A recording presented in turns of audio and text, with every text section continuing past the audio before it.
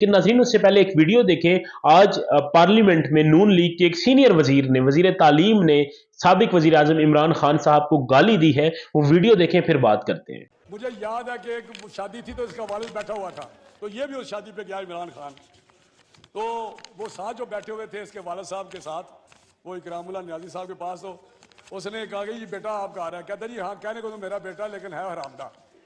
ये उनके लफ्ज़ थे। जी अस्सलाम वालेकुम, मैं हूं अनीस हमदानी और आप देख रहे हैं हमारा फेसबुक और यूट्यूब चैनल। नाज़रीन, आज इस्लामाबाद में क्या हुआ, सुप्रीम कोर्ट में क्या होता रहा, फिर पार्लियामेंट में क्या हुआ, क्या हो चुका है और क्या होने वाला है, निहायत ही सादा अल्फाज में मैं आपको बताऊंगा कि आज क्या हुआ। लेकिन नाज़रीन उससे पहले एक वीडियो देखें। आज पार्लियामेंट में नून लीग के एक सीनियर वजीर ने, वजीर तालीम ने साबिक वजीर आजम इमरान खान साहब को गाली दी है। वो वीडियो देखें फिर बात करते हैं। मुझे याद है कि एक शादी थी तो इसका वालिद बैठा हुआ था, तो ये भी उस शादी पे गया इमरान खान, तो वो साथ जो बैठे हुए थे इसके वालिद साहब के साथ, वो इकरामुल्लाह नियाज़ी साहब के पास, तो उसने कहा कि ये बेटा आपका आ रहा है, कहता जी हाँ, कहने को तो मेरा बेटा लेकिन है हरामदा। ये उनके लफ्ज़ थे।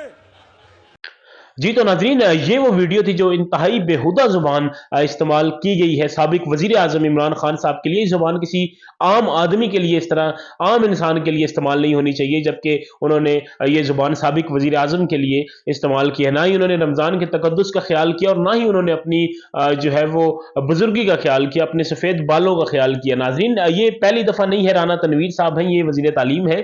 कुछ दिन पहले ये रावलपिंडी की एक यूनिवर्सिटी में गए जहाँ पर मेहमान खसूसी थे। वहाँ पर इन्होंने स्टूडेंट से खिताब किया, तो वहां पर स्टूडेंट से खिताब करते हुए भी इन्होंने एक गाली दे दी कि जिसको बाद में सोशल मीडिया पर बहुत उछाला गया और उसके बाद गालिबन उन्होंने माजरत कर ली कि मेरे मुंह से। लेकिन आज दोबारा उन्होंने साबिक वजीर आजम को ये गाली दी है और नाजरीन अंदाजा लगाएं कि ये हमारा ईवान है, ये सबसे बड़ा ईवान है और ये सबसे बड़ी आईनी इमारत इसको पार्लियामेंट को समझा जाता है। और उसके अंदर ये हमारे नुमाइंदे हैं जो लाखों लोगों का वोट लेकर पार्लियामेंट में मौजूद है और किस तरह की जुबान ये वहां पर इस्तेमाल कर रहे हैं, किस तरह गालियां दी जा रही हैं वहां पर।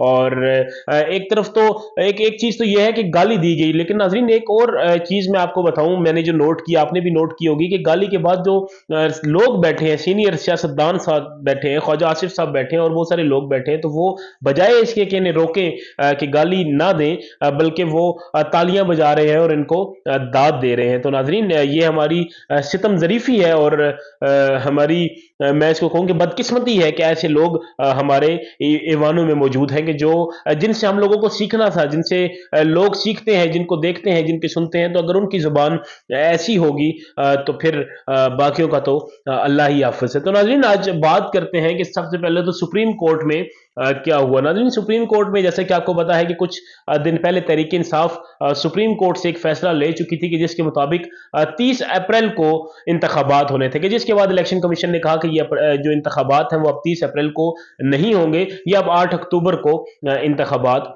होंगे। अच्छा नाज़रीन, सबसे पहले हुआ ये कि जो फैसला था उस पर सुप्रीम कोर्ट के जजेस ने खुद ही सवाल उठा दिए।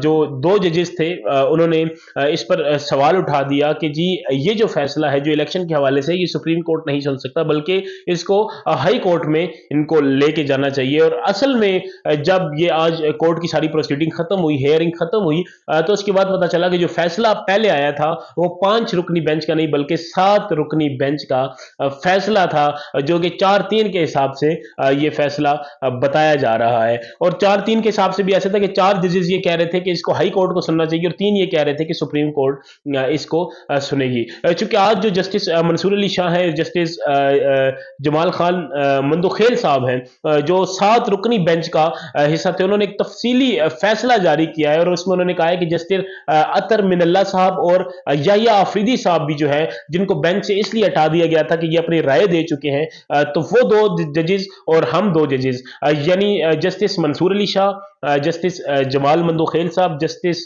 याहिया अफरीदी साहब और जस्टिस अतर मिनल्ला साहब, ये 4 जजेस थे कि जो ये कह रहे थे कि ये जो फैसला है सुप्रीम कोर्ट में नहीं बल्कि हाई कोर्ट को ये केस सुनना चाहिए और उनको इस पर फैसला करना चाहिए। जबकि 3 जजेस जो बाकी थे वो ये कह रहे थे कि सुप्रीम कोर्ट को ही इस पर फैसला करना चाहिए। बहरहाल अब कल 11 साढ़े 11 बजे जो चीफ जस्टिस साहब है उन्होंने इलेक्शन कमीशन को भी बुला लिया है, चूंकि जो तरीके इंसाफ की दरखास्तें पड़ी हुई थी उन दरखास्तों पर انہوں نے election commission chief election commission کو بھی بلا لیا ہے اور باقی فریقین کو بھی بلا لیا ہے کہ آئیں اور آ کر ہمیں بتائیں کہ جو انتخابات کی ہم نے تاریخ 30 تاریخ کی دی تھی وہ اس پر انتخابات کیوں نہیں ہو رہے. تو ناظرین آخر میں بات کریں گے کہ پارلیمنٹ میں اس کے بعد کیا ہو رہا ہے, آخر ایسا کیا ہوا کہ اچانک شہباز شریف صاحب آئے اور انہوں نے تقریر کی اور اچانک جو ہے وہ بل کابینہ سے منظور ہو گیا.